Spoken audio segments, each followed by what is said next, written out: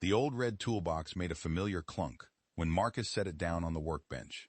It was the same sound it had made for the last 14 years. Heavy, solid, and slightly uneven on the left side where one of the legs had bent after he dropped it moving into this shop. He wiped his hands on the rag tucked into his back pocket and glanced at the clock above the door. 4:17 p.m. She would be here soon. Outside, the late afternoon sun cut through the open garage doors, lighting up the dust in the air. The smell of motor oil, metal, and the faint trace of the coffee he'd made that morning still hung around. This place had become more than just a shop to him. It had become the version of his life he had chosen. The bell above the door jingled. Marcus looked up as his daughter walked in. Her school bag slung over one shoulder and her dark hair pulled into a messy ponytail. At 16, Elena still moved, like she hadn't quite grown into her height yet. "You're late," Marcus said, though there was no real scolding in his voice. "Mrs. Rivera kept us after class," Elena replied, dropping her bag on the old couch in the corner. Again, she walked over to the small fridge he kept in the back and pulled out a bottle of water without her asking. Marcus watched her for a second.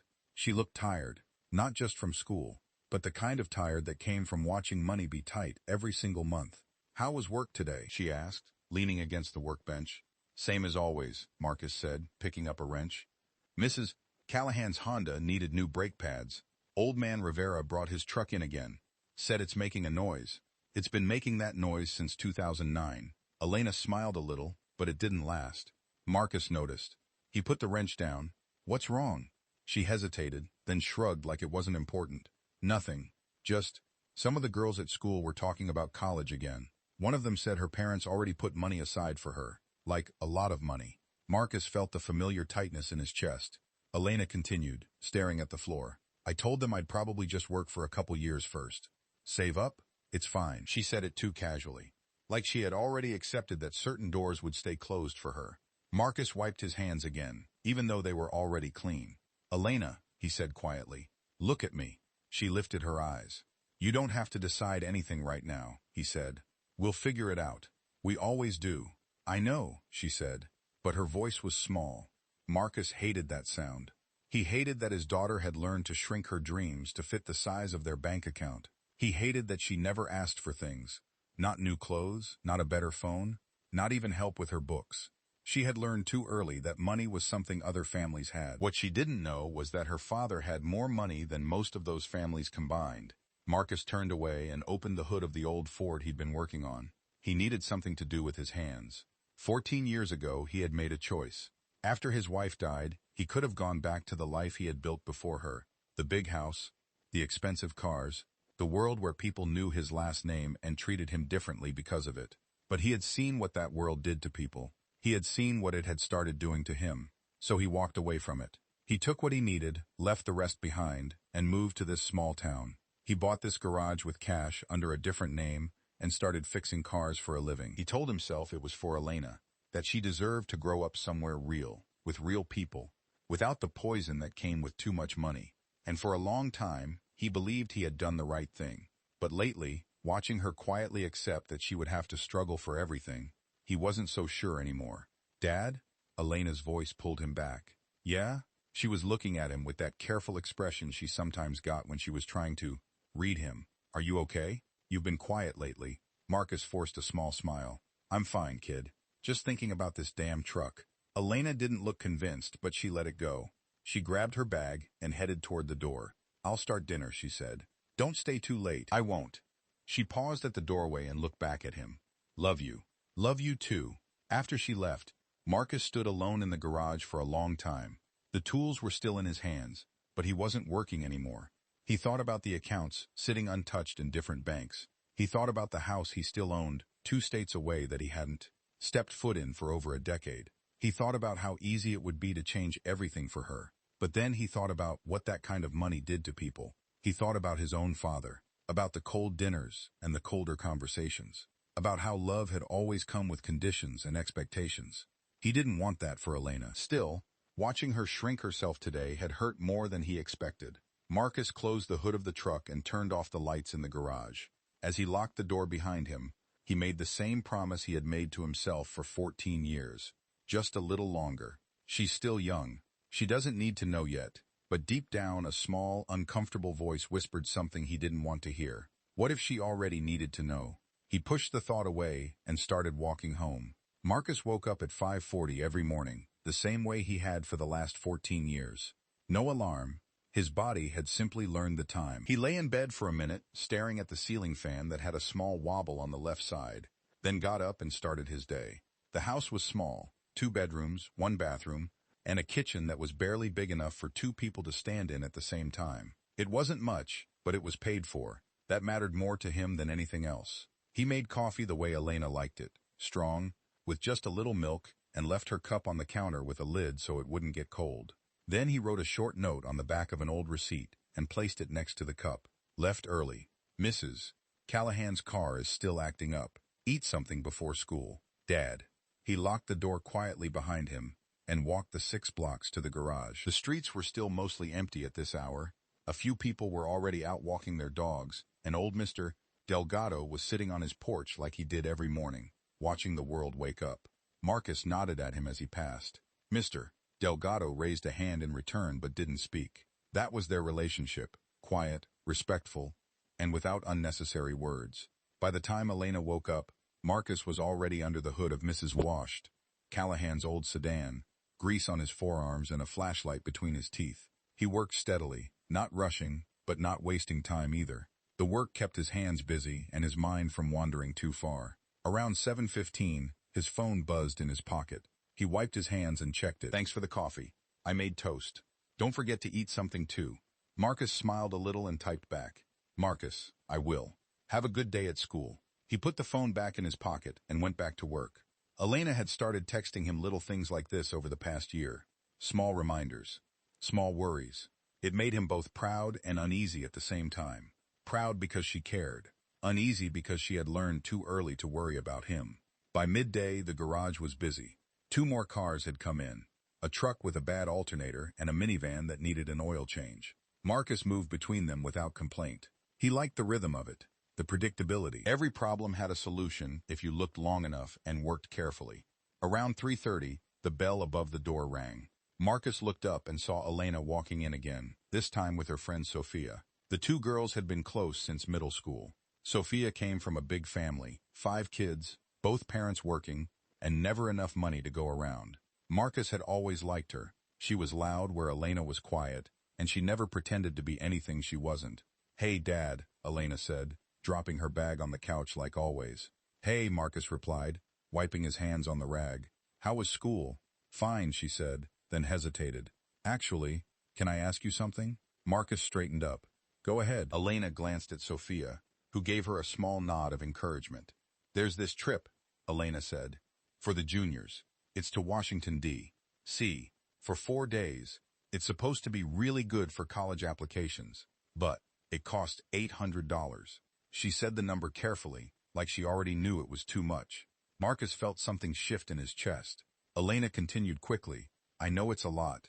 I already told them I probably can't go. I just wanted to ask anyway, in case. Marcus looked at his daughter for a moment. She was trying so hard to act like it didn't matter, like she had already accepted that this was another thing she couldn't have. He hated that look. How many kids are going? He asked. About 20, Elena said. Most of them already paid. Marcus nodded slowly. He could pay for it 10 times over without blinking. The money was sitting in accounts he never touched, but that wasn't the life he had built for her. That wasn't the reason he had walked away from everything. Still, watching her stand there, trying not to hope too much, made something ache in him. Let me think about it, he said. Elena's shoulders dropped a little, but she nodded. Okay, thanks, Dad. She and Sophia left a few minutes later. Marcus watched them walk down the street until they turned the corner. He stood there for a long time after they were gone, the wrench still in his hand. That evening, after he closed the garage, Marcus walked home slowly. The sun was starting to go down, painting the sky in soft orange and pink. When he reached the house, he could already smell something cooking. Elena was in the kitchen, standing over the stove and stirring something in a pot. She had changed out of her school clothes and tied her hair up. You're cooking? Marcus asked, surprised. Spaghetti, she said, without turning around. It's cheap and easy, and you looked tired when I came by the shop. Marcus leaned against the doorframe and watched her. She moved around the small kitchen like she had done it 100 times. Because she had. She had learned to cook simple meals years ago, back when money was tighter than it was now. She never complained about it. She just did what needed to be done. Marcus felt that familiar guilt settle in his stomach again. He walked over and gently took the spoon from her hand. "Go sit down," he said. "I'll finish." Elena looked at him, a little surprised but didn't argue. She sat at the small table and watched him stir the sauce. After a minute, she spoke. "Dad, about the trip. You don't have to say yes. I know things are tight right now." Marcus kept stirring, his back to her. "Things aren't as tight as you think," he said quietly. Elena was quiet for a moment. "Still," she said, $800 is a lot. I can just do extra credit or something instead." Marcus turned the stove down and finally looked at her. "Elena," he said, "if you want to go on that trip, I'll find a way to make it happen." She studied his face, trying to see if he was just saying it to make her feel better. "You're sure?" she asked. "I'm sure." A small, careful smile appeared on her face. "Okay," she said softly. "Thank you." Marcus nodded and turned back to the stove. But as he stood there, stirring the sauce his daughter had started, a quiet thought moved through his mind. How much longer can I keep doing this? He had spent 14 years building a wall between Elena and the life he had left behind. He had told himself it was for her own good, that she was better off not knowing, that money like that only brought problems. But lately, he had started wondering if he was protecting her, or just protecting himself from having to explain why he had lied for so long. He pushed the thought away and focused on dinner. Some questions were easier to ignore when you kept your hands busy. Marcus spent the next 3 days trying to figure out how to come up with $800, without touching the accounts he had promised himself he would never use. He had some money saved in the shops, a next account, money he had earned honestly over the years, but it wasn't enough. Not after paying for parts, utilities, and the small emergency fund he kept for when something broke in the house. He could maybe scrape together $400 if he was careful. Maybe $5 if he skipped a few things.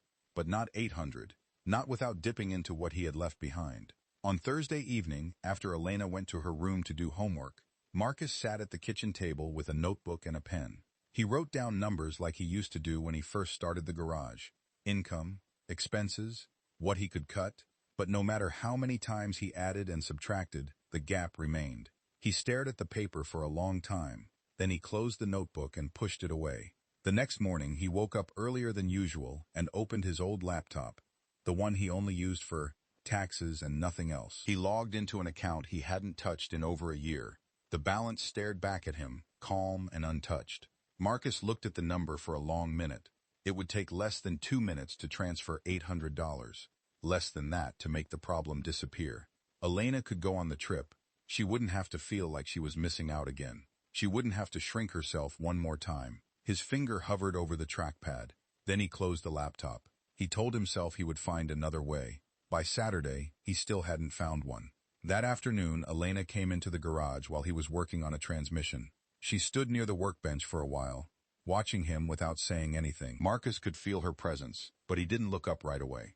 Finally, she spoke. "Dad, about the trip. If it's too much, just say no. I already told my teacher I might not go. It's not a big deal." Marcus kept his eyes on the engine. "It's not about whether I can or can't," he said.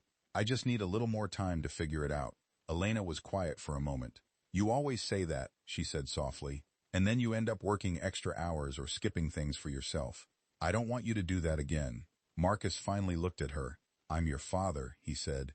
"It's my job to figure these things out." Elena nodded, but she didn't look convinced. She picked at a loose thread on her sleeve. "Sometimes I feel like we're always just getting by," she said. "Like there's never any extra.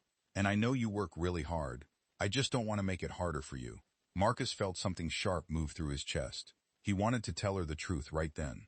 He wanted to say that there was extra, that there was more than enough, that the only reason they lived like this was because he had chosen it. But the words stayed stuck in his throat. Instead, he wiped his hands and walked over to her. "Hey," he said gently. "We're okay. You hear me? We're doing fine." Elena gave him a small smile, but it didn't reach her eyes. "Okay," she said. "I'll stop asking about it." She left the garage a few minutes later. Marcus stood there for a long time after she was gone, the rag still in his hands. That evening, he sat on the back steps of the house with a cup of coffee that had gone cold. The sky was turning dark, and the neighborhood was quiet. From somewhere down the street, he could hear kids playing and a dog barking. He thought about the account he had opened on the laptop that morning. He thought about how easy it would be to solve this one problem. And he thought about what would happen if he started using that money, even a little. Would it stop at $800? Or would it become easier and easier to dip into it every time something came up? College, a car, medical bills. Would he slowly start living two lives again? Marcus rubbed his face with one hand. He had spent 14 years making sure Elena grew up away from that world, away from the people who measured everything in numbers, away from the coldness that came with too much money and too little heart. But lately, it felt like he was protecting her from something that didn't truth, while hurting her with the very thing he was trying to protect her from. He didn't know what the right answer was anymore. The next day, something happened that made the decision even harder. Marcus was at the garage when his phone rang. It was an unknown number. He almost didn't answer, but something made him pick up. "Marcus Reed?" a woman's voice asked. Marcus went still. He hadn't used his real last name in years. Almost no one from his old life knew how to reach him. "Who is this?" he asked carefully. "My name is Vanessa Cole. I'm calling from your father's estate office." Marcus felt his stomach drop. "My father is dead," he said flatly. "Yes, I know. I'm sorry for your loss, though I understand it was some time ago. I'm calling because there have been some developments with the trust and the remaining assets. Your name is still listed as a beneficiary. There are documents that require your signature." Marcus closed his eyes. "I'm not interested," he said. "Mr. Reed, I understand this might be difficult, but these are significant assets. We've been trying to reach you for over a year. If you could just—" "I said I'm not interested," Marcus repeated, his voice harder than he intended. "Whatever it is, I don't want it. Please don't call this number again." He hung up before she could reply. Marcus stood in the middle of the garage, the phone still in his hand, his heart beating faster than it should have been. He hadn't heard that name, Reed, spoken out loud in a very long time. It felt like someone had opened a door he had nailed shut years ago. He looked around at the tools, the oil-stained floor, the old couch in the corner. This was his life now. This was the life he had chosen. But the call had reminded him that the other life was still there, waiting, quietly accumulating interest and paperwork and expectations. That night, Marcus couldn't sleep. He lay in bed staring at the ceiling, thinking about the $800, thinking about the phone call, thinking about the way Elena had looked at him when she said they were always just getting by. For the first time in 14 years, the wall he had built between his past and his present felt like it was starting to crack, and he didn't know how much longer he could keep it standing. Marcus made the decision on a Tuesday night. After Elena went to sleep, he sat at the kitchen table with his old laptop open. The screen's glow was the only light in the room. He logged into the account he had avoided for years and stared at the balance again. $800. It was nothing compared to what was sitting there, a drop in the ocean. But to Elena, it was the difference between feeling left out and feeling like she belonged. Marcus moved the money. He transferred it into the shop's account first, then wrote a check from there. He told himself it wasn't really using that money. It was just helping, just this once. The next morning, he left the check on the kitchen counter with a short note. "For the trip. Don't argue. Dad." When Elena came out of her room and saw it, she stood there for a long time without touching it. Marcus watched her from the doorway, coffee mug in his hand. "Dad," she said quietly, "where did you get this?" "I've been saving," he replied. "It's fine." Elena looked at him, and for a second, something flickered in her eyes. Not quite doubt, but close. She didn't say anything else. She just folded the check carefully and put it in her bag. "Thank you," she said. Marcus nodded and turned away before she could see his face. For the next few days, things felt almost normal again. Elena was lighter. She talked more about the trip, about which friends were going, about what she needed to pack. Marcus listened and nodded at the right times, but a quiet unease had settled in his chest and refused to leave. He kept waiting for something to go wrong. On Friday afternoon, Marcus was at the garage when his phone rang. It was the same unknown number from before. He almost didn't answer, but after 3 rings he picked up. "Mr. Reed," the woman said. "This is Vanessa Cole again. I'm sorry to bother you, but I really do need to speak with you about your father's estate. There are some time-sensitive documents." "I already told you," Marcus said, keeping his voice low. "I'm not interested. Sir, with all due respect, these assets have been sitting untouched for years. Your father's will was very specific. If you continue to ignore this, the estate may have to take legal steps too." Marcus ended the call. He stood in the middle of the garage, breathing harder than he should have been. His hands were shaking slightly. He hadn't heard anyone call him Mr. Reed in so long that it felt like someone had reached into his life and pulled out a version of himself he had buried. He didn't notice Elena standing near the open garage door. She had come to drop off lunch like she sometimes did on Fridays. She was holding a paper bag in one hand, but her face had gone pale. Marcus turned and saw her. For a moment, neither of them spoke. Elena's voice, when it came, was barely above a whisper. Reed? Marcus felt the blood drain from his face. Elena, who was that on the phone? She asked. Her voice was shaking now. Why did she call you Mr. Reed? Marcus didn't answer right away. He couldn't. Elena took a step closer. Her eyes were wide, searching his face like she was seeing him for the first time. Dad, she said, louder this time. What's going on? Why did she say Reed? That's not our last name. Marcus put the phone down on the workbench. His mind was racing, trying to find the right words, but there were none. Not after 14 years of silence. Elena's breathing had quickened. Tell me the truth, she said.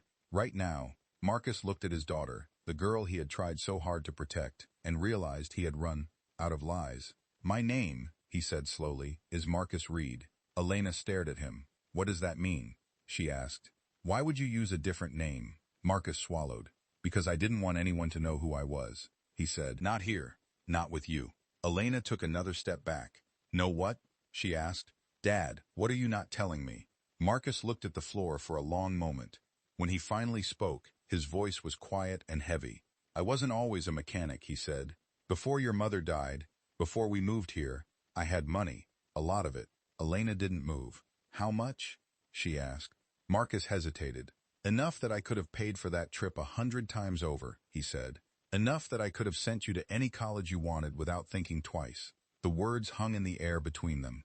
Elena's face changed slowly. First confusion, then disbelief, then something that looked like pain. You're rich, she said, like the word tasted wrong in her mouth.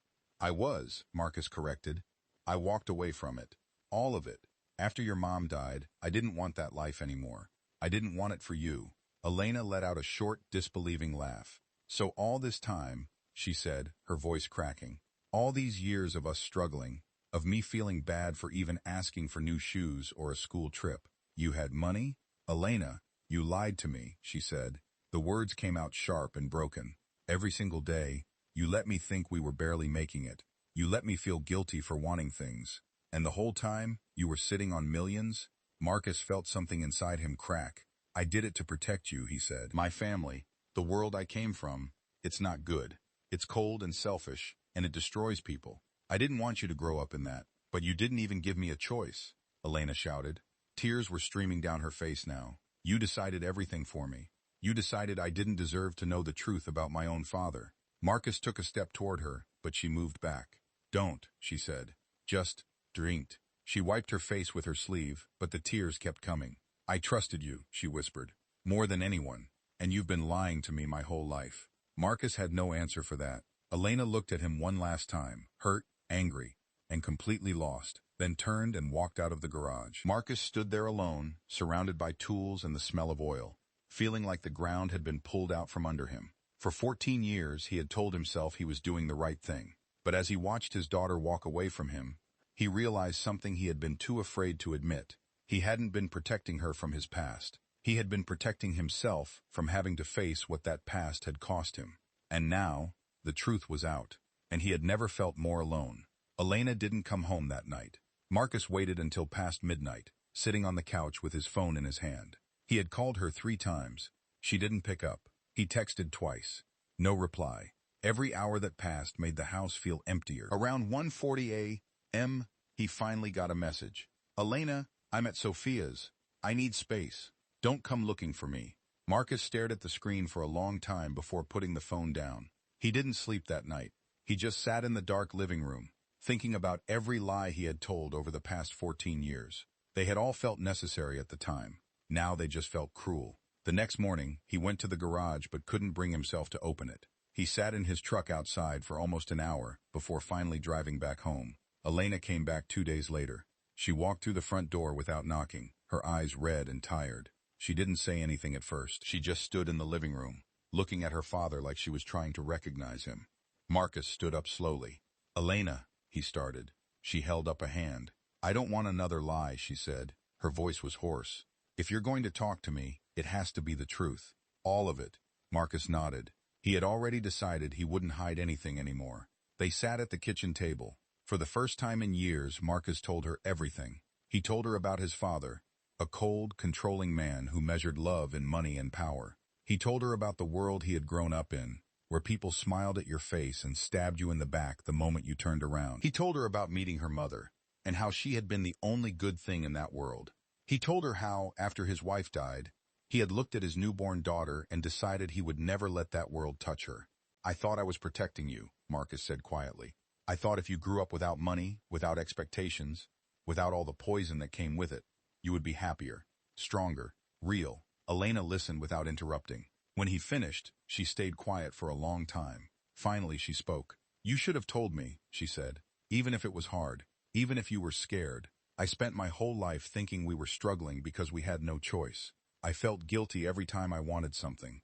And the whole time, you were sitting on millions." Marcus lowered his head. "I know," he said. "I was wrong. I see that now." Elena looked at him, and for the first time since she found out, her voice softened just a little. "I'm still angry," she said. "I don't know how long it will take for that to go away. But I don't want to hate you either." Marcus looked up at her. His eyes were tired but clear. "I don't expect you to forgive me right away," he said. "I just want the chance to start being honest with you. From now on, no more secrets." Elena studied him for a moment. Then she asked the question he had been dreading. "What are you going to do with the money?" Marcus was quiet for a long time. "I don't know yet," he admitted. "I walked away from it for a reason. But I also know I can't keep pretending it doesn't exist. Not anymore." Elena nodded slowly. "I don't want to be rich overnight," she said. "I don't want things to suddenly change and feel fake. But I also don't want to keep living like we're always one bill away from falling apart when that's not true." Marcus looked at his daughter, really looked at her, and felt something shift inside him. "I'll figure it out," he said. "We'll figure it out together, whatever that looks like." Elena didn't smile, but some of the hardness in her face eased. "Okay," she said. Together, the weeks that followed were not easy. There were days when Elena barely spoke to him, days when she asked hard questions and didn't like the answers. But slowly, the anger began to soften. Not disappear, but soften. One evening, almost a month later, Marcus came home to find Elena sitting on the front steps. She had a small box next to her. When he got closer, he saw it was filled with old documents and a few faded photographs. "I found these in the attic," she said, "while I was looking for my winter jacket." Marcus sat down beside her. Elena picked up one of the photos. It was of Marcus and his late wife, standing in front of a large house. They looked young, happy. "She knew, didn't she?" Elena asked. "About the money?" Marcus nodded. "She did. She never liked that world either. That's why we left." Elena was quiet for a while. "I think," she said slowly, "I think I understand why you did it, even if I hate how you did it." Marcus looked at her. "I'm sorry," he said, "for all of it." Elena leaned her head against his shoulder, something she hadn't done in weeks. "I know," she said. They sat there together as the sun went down, not saying much. For the first time since the truth came out, the silence between them didn't feel heavy. It felt like the beginning of something new. Marcus still didn't know what he would do with the money. He didn't know if he would ever go back to that world, even partially. But he knew one thing for certain. He was done lying to his daughter, and for now, that was enough. End of story. If this story moved you, please hit the like button and leave a comment below sharing your thoughts. Your support means everything. Don't forget to subscribe and turn on notifications so you never miss a new emotional story. Thank you for watching till the end. Take care of yourself.